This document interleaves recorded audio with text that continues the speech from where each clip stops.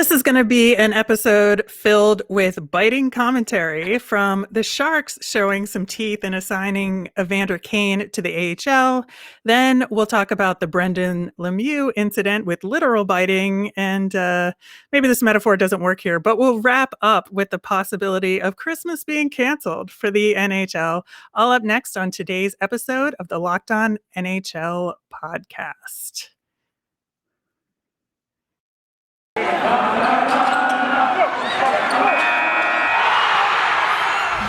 Locked On NHL, your daily podcast on the National Hockey League. Part of the Locked On Podcast Network, your team every day.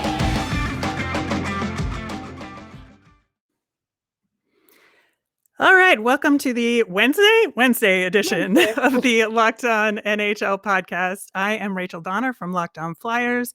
I'm on Twitter at @rmiriam, and I'm here with Sarah Avampado of the Locked On LA Kings podcast. You can find her on Twitter at @RightSaidSarah. I am not usually here on Wednesdays. I'm usually only here on Fridays. So I'm excited to get to do the show with you, Sarah. What's going on in your world and the world of the LA Kings? Well, it really is the biting saga. I have been all week working really, really hard to not make like 45 different biting puns in everything that I've done. I've been mostly successful, but I feel like now that he's been suspended, which we'll talk about, like appropriate-ish punishment has been doled out. I feel like, now you can kind of pun about it. So, that's my world right now is biting. Well, we will get into that for sure. Thanks for making us your first listen every day. We are free and available on all podcasting platforms, and you can watch us over on YouTube. Today's episode is brought to you by Primal Origin Oils. Got beard? Get Primal. Stop the itch and make your beard look healthy and groomed. Check out primaloriginoils.com to learn more about their full line of beard care products. Use the code LOCKEDON for a 20% discount at checkout. All right, Sarah. So our top story today, Evander Kane was put on waivers on Sunday. He cleared Monday. We've talked about that on this show. And then the Sharks assigned him to the Barracuda, the Sharks AHL team, after he completed his 21-game suspension for using a fake vaccine card. Apparently, he's now fully vaccinated, according to the Sharks, though.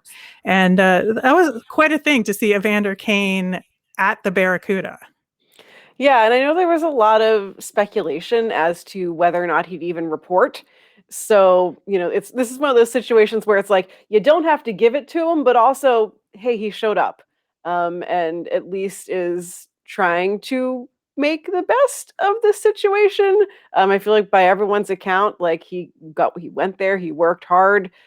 He's just looking forward to moving on, and it is a little frustrating because I feel like we've seen this a lot since the start of the season of basically teams playing hot potato and sending their problem guys to the AHL, particularly with COVID kind of things. There's been a couple of guys who were waived because they weren't vaccinated, and the team was like, all right, toodles. And it seems a little bit like the same situation here, but it is what it is. He showed up. He will be playing for the Barracuda apparently until they manage to trade him. Yeah, and I think that's probably a big part of it, right? Is that he has to show that he's in shape and that he can play before anybody will take him. So he may just have to suck it up and play, 5 or 6 games for the Barracuda. Mm-hmm. And, it might actually make the Barracuda good, a respectable team. They're usually in the standings. They're not so good right now. They are the bottom team in the Pacific Division in the AHL. So, I can relate to that. The Phantoms are the worst team in the AHL, the Flyers affiliate. So yeah, I mean, he might go in there and help them. It just takes one explosion from him and get his line mates some goals or whatever, that maybe the Barracuda win a couple games, but no, they're still not a very good team. That's a tough one there, but yeah, it'll be a good showcase for him. And he did have that press conference that you alluded to, where he's just there to play some hockey and show people that he can. He did say that, the banter about him and that he's a problem in the locker room, that there was nothing to it. He also said that he hasn't spoken with any of his Sharks teammates over the past month. So I think that says a lot more than what he actually said. Yeah. Yeah, it's one of those where there's smoke, there's fire things, and the same topic's going to come up when we talk about Brendan Lemieux too. But I think that there's got to be some truth to that, and no current player is going to come out and say, "Yeah, I hate that guy." Do you think this is going to be a situation where there's going to have to be some sort of like middleman team in order to make this deal happen? Because he does have a $7 Mhm. million cap hit.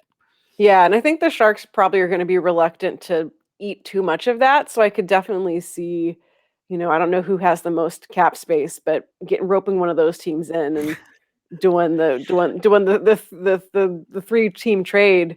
Yeah, I hadn't thought about that, but yeah, no way is some team going to take his whole cap hit. I feel like Vancouver keeps coming up as a team that would be interested in him, which is just, last week on the show, Jess and I talked about like, Vancouver, what are you doing? And we can just pal on to that because that's not going to solve your problems, but okay. Right. Yeah, of course, the first team I think about in that situation is Arizona because they'll always Mhm. take on more cap. Right, they need both players and money. So, yeah. Yeah, Oh, ooh, that could happen. I know it's not an unheard of or unprecedented thought to have. Yeah. Oh, yikes, Arizona. Well, he did have 22 goals and 27 assists in 56 games last season. So maybe, I don't know. I just hate to put that burden on any team, but Mhm. maybe it could work out. Right.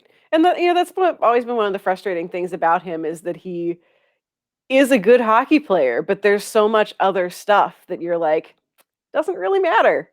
Doesn't really matter that you're good. But, this is the NHL and some team is going to want him regardless of any of the other nonsense that's gone on because he puts pucks in net. I'm just at least kind of proud, maybe it isn't the right word, but at least San Jose is like, yeah, no, we're done. Which kind of surprises me.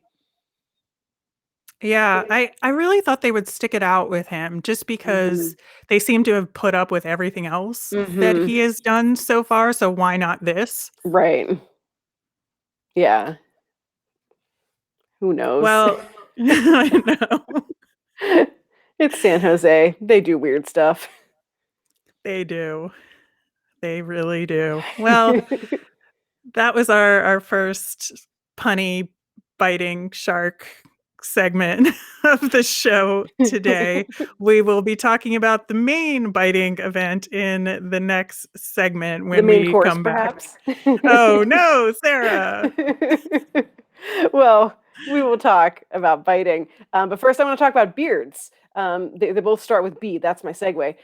If you got beard, you got primal. If you or someone you care about has a beard, it needs to get primal. Maybe you're the guy who's never considered the benefits of treating your beard with a product. Well, Primal Origin oils will stop the itch and make your beard look healthy and groomed. Their goal is to help others look good and live healthier lives through the use of natural oils. The products are free from harmful synthetic ingredients and with low impact on our planet. Primal Origin makes balms, oils, and whipped butter that are renowned as the best feel in beard products available. This is due to the exotic carrier blend with oils like raspberry seed, rosehip, and chia seed oil. That sounds real fancy for your beard parts. All products are fair trade certified and handcrafted in the USA. You can check out primaloriginoils.com to learn more about their full line of beard care products. Use the code locked on for a 20% discount at checkout. The combo kits make a great holiday gift, and if you're shopping for yourself, you'll be glad you did. Not only are the products and dedication to quality top notch, but the company was also founded for a noble cause. The founder's mother was injured in a car accident, and the company was started to pay for her treatment and recovery. So go and check out Primal Origin Oils. That's a company that not, most companies focus on fragrances, and that means that it doesn't always feel good. It just smells good. They actually have focused on the whole product, so it's feels good smells good. I'm not going to say it tastes good because you probably shouldn't eat it, but it does the job. We know that every company claims to have the best, but Primal Origin Oils challenges you to compare their ingredients and feel in the beard to the other companies you've used. We promise that you will see and feel the difference. Remember, the code Locked On gets you 20% off at primaloriginoils.com. Use the code Locked On at checkout for 20% off at primaloriginoils.com. This holiday season, grab the protein bar that tastes just like a candy bar or even better than a candy bar, and that's Built Bar. It's filled with so much holiday goodness. It's rich with decadent flavor and always covered in chocolate. But it's amazingly low in calories, sugar, net carbs, and fat, and yet high in protein. You get the best of both worlds. And there's so many flavors to choose from, you'll have a hard time picking just one. Will you have raspberry or mint brownie, cherry or double chocolate, cookies and cream or peanut butter brownie? Built Bar gives you that extra fuel you'll need to bust down those mall doors and battle all those holiday shoppers. Or if you're just standing in endless shopping lines, Built Bar can give you that extra something to keep you going. So throw one in your jacket or purse. You never know when you're going to need it. And want to cozy up with something warm? Dip your Built Bar into a piping hot cup of cocoa. Let it melt a little and give your beverage a bit of that Built Bar flavor. Plus, you'll have a nice melty Built Bar to go with it. But be sure to have a couple of napkins on hand. Like some of those marshmallowy treats around the holidays, you need to get your hands on Built Bar Puffs. They are light, fluffy, and marshmallowy through and through, with different flavors all covered in chocolate. It tastes so good, you won't believe they're filled with protein. So go to Built.com and use the promo code LOCKED15, and you'll get 15% off your order.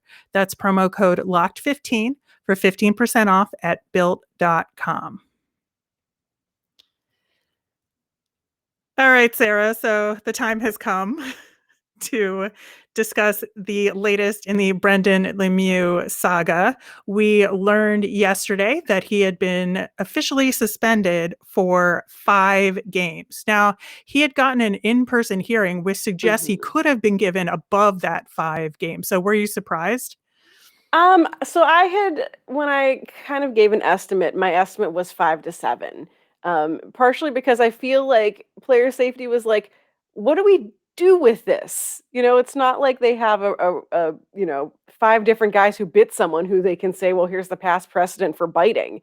I think that 5 is fair. I think it should have been more. Like, this is, you don't do this. Like, you're a grown adult. I don't care if his hand was near. There's just no excuse for it. But 5 games is 5 games. The team, of course, is standing behind him. Brady Tkachuk, of course, had his quite honestly very entertaining quote, just talking about how he thinks everyone hates Lemieux and none of his teammates like him. So of course, all the Kings players are like, no, we like him plenty.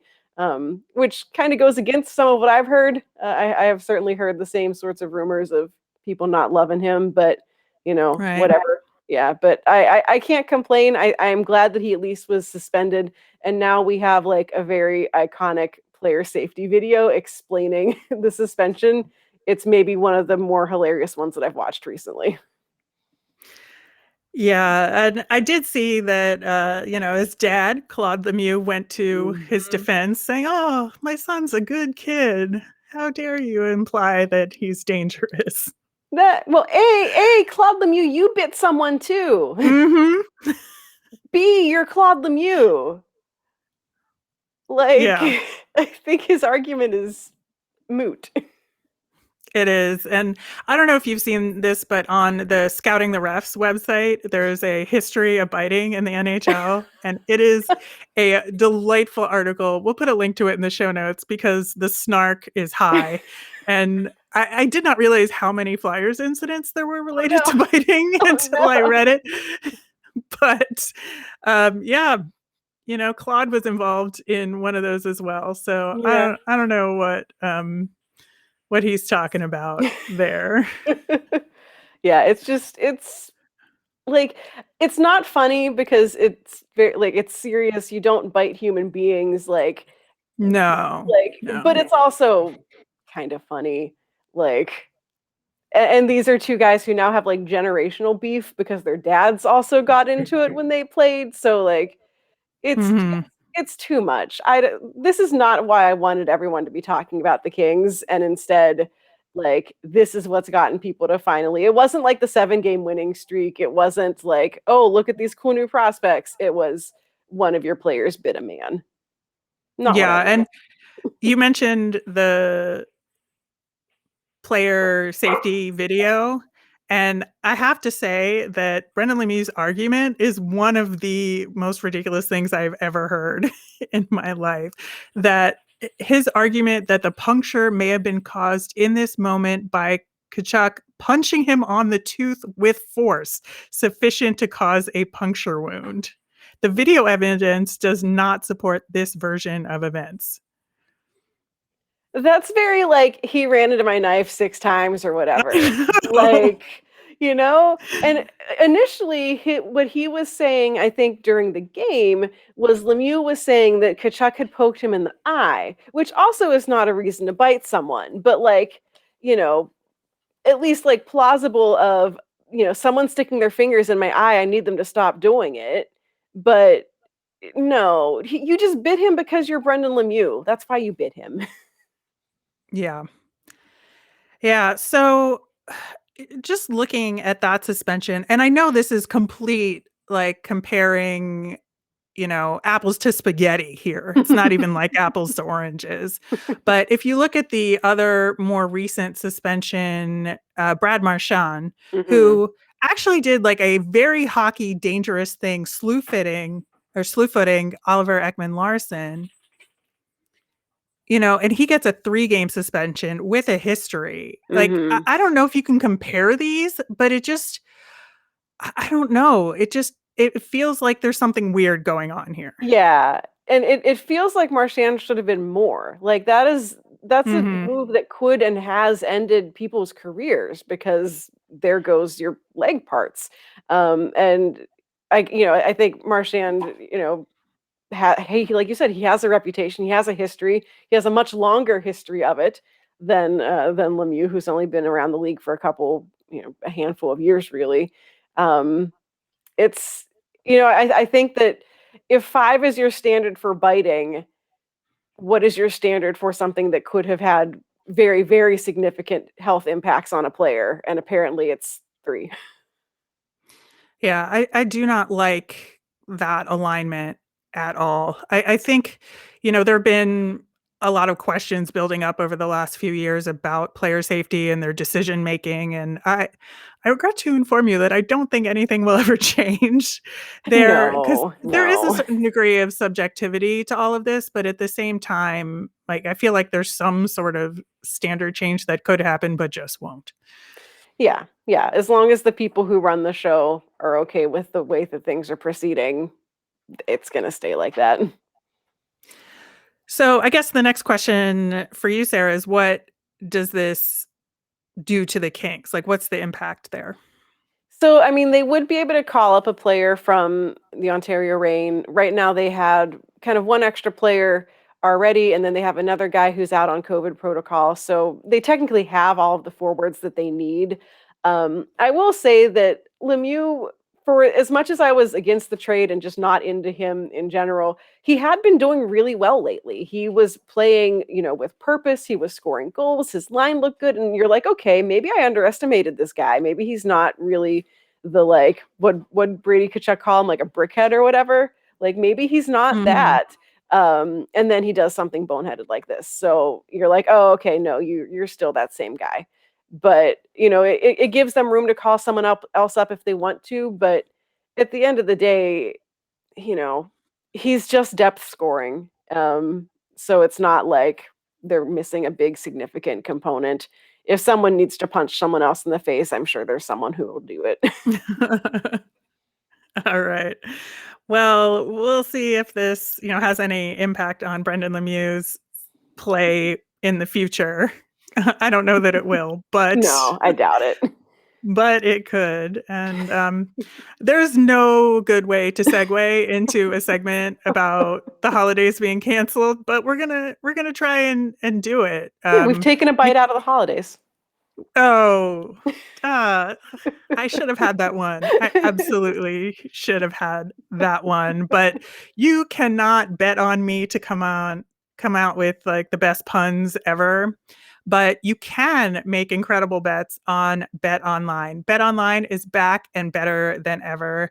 They have more props, odds, and lines than ever before. BetOnline is your number one spot for all the action this season, whether it's basketball or football or hockey. Head to the new updated desktop or mobile website to sign up today and receive a 50% welcome bonus on your first deposit.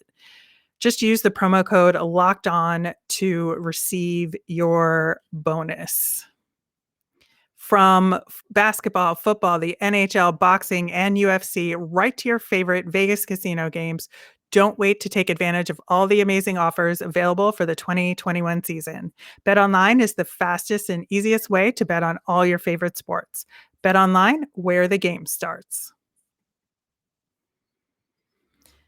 All right. So we were joking about Christmas being canceled, but in all seriousness, we learned via a tweet from Frank Saravelli yesterday that the NHL has sent a memo around to all teams related to the current state of the COVID protocols in the NHL right now. We know there's been at least two teams severely affected by it this season in Ottawa and the New York Islanders. And so I think that in some sort of attempt to mitigate a more widespread cancellations around the Mhm. league, they decided to tell all teams that they should cancel their holiday parties and that players and club personnel, quote, shall refrain from participating in autograph sessions open to the public speaking engagements, and public charity events.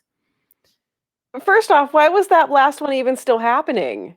Like, Hmm. I would have thought maybe don't, like, touch hands with sticky-fingered children and stuff during a pandemic, but apparently they were still doing that? Okay, great, cool. Yeah. I don't know what's happening there, why any team would be having those sorts of events. Yeah. I do think that one of the interesting parts of the memo is that they're talking about the outbreaks so far and that they've happened on multiple teams, but that Mhm. they've shown that it's not from a single source spreading through the team, that it's just general community spread that Mhm. everybody goes through, that it's, people, even though they're vaccinated, they're in close proximity with Mhm. friends and family and living their lives, and, their kids are in school and stuff. And so, in a non-bubble environment, even Mhm. with vaccines, there's this we know that there's Mhm. chance for spread. And so they're trying to limit players doing more regular everyday things, which Yeah. is tough for them. Yeah, and, I know that everyone hated the bubble and no one wanted a bubble season, and I totally get it, like, that was hard on all of them, but at the end of the day, they're still people too, and to make them be separated from their families to just play this game, like, that's not cool, but this is what happens when you don't have, like, a closed campus, essentially, of your sports teams, is that, yeah, they still have to go to the grocery store, they still have to, get their car from the mechanic, like, they still have exposure to the community, and here we are, and yeah, unfortunately it's just starting to kind of roll through teams. It's the AHL right now is having really big problems. Several teams have had to cancel games. Bakersfield is having issues. Hartford, that's how you say it. Hartford and Springfield have canceled games. Hershey has as well. Hershey, um, Carolina has a bunch of guys out with COVID, which made them have to pull up several players from their AHL team. The Florida Panthers are having, basically the Capitals and the Panthers basically played AHL teams in their last game because of injuries and COVID stuff. So it's happening, and it's like this feels like the horse is already out of the barn or whatever. But at least they're trying to say they're taking it seriously, but I don't know that it's gonna stop anything. Yeah, I don't know either, but I do know that if things continue like this, they've said that they're going to reassess on Mhm. December 15th. I wonder if December 15th is also their soft deadline on what to do about the Olympics. Mhm. Yeah, because I feel like that's coming up. I think, like, what, January something is the real deadline, but yeah, Mhm. you wanna know ahead of time, and I know they've said that, the controls in China are much more stringent than the NHL in terms of testing and quarantining and what happens if you test positive, and I can certainly see why they don't want to send players potentially to this.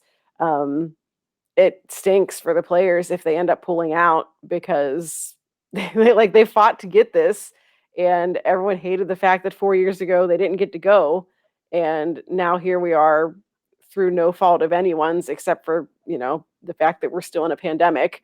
Some of these guys might miss out on their probably last chances for some of them to play for their countries. Yeah, it's a double-edged sword Mhm. here that I really want these guys to be able to play, but you want to make sure that it's under the best of circumstances. Mhm. Yeah, and they're done, yeah, safely and keep everyone healthy, and, at the end of the day, the last Olympics had some fun stories from it. We had Germany, everyone was rooting for Germany to win the whole thing. The Those were ragtag good groups times. of guys, yeah, right? Like the "Don't call us Russia," So I feel like there's, if we can't send the NHL guys, there'll be something that happens, but yeah, it's just it's frustrating that, like, we're in this position a year later of still being in this position of, well, everyone stay home and Zoom with grandma. Well, I do appreciate, like I said, the NHL seems to be at least somewhat proactive here in Mhm. terms of trying to, limit exposure given Yeah. the current situation. So that's a good sign. And I think that, we'll just have to keep an eye on any further communication that comes from the league Mhm. and just keep track of what's going on with our teams and our schedules. Yeah, and fingers crossed that everyone just stays healthy and has a good time. That's always the best thing. Well, I think that'll do it for today's show. You got anything coming up on Locked On LA Kings you wanna talk about? More biting. I just I Oh, just I just no. have to keep caring about biting.